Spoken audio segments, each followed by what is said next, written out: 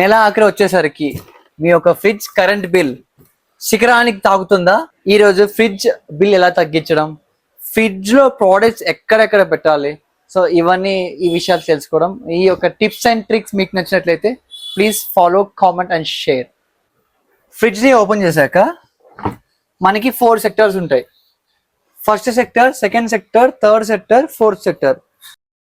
First sector లో మనకి most stable temperature ఉంటుంది. సో అందుకే మనం డైరీ ప్రోడక్ట్స్ పెడుతుంటాము. For example milk, yogurt, curd, leftovers for longer fresh. Second sector వచ్చి మనకి ప్రతి పూట వాడుకునే పదార్థాలు పెట్టుకోవాలని, eggs, drinks, ready to eat foods. Next third sector వచ్చేసి మనకి చాలా కోల్డెస్ట్ జోన్ ఉంటుంది. ఫర్ ఎగ్జాంపుల్ రా మీట్, రా చికెన్, రా మటన్, రా ఫిష్ అలాంటి ఫ్రెష్ జోన్ గా పెట్టుకోవచ్చు. ఫోర్త్ జోన్ వచ్చేసి fruits and vegetable basket. Fruits కి మనకి లో హ్యూమిడిటీ ఉండాలి, దెన్ వెజిటేబుల్స్ కి మనకి హై హ్యూమిడిటీ ఉండాలి.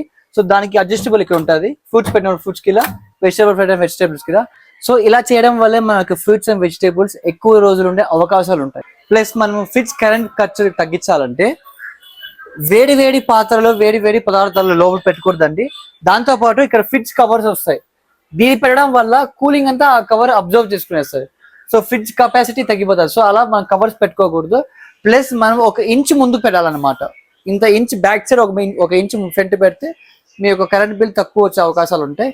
సో ఇలాంటి ప్రో టిప్స్ కోసం please follow, share Satya home needs.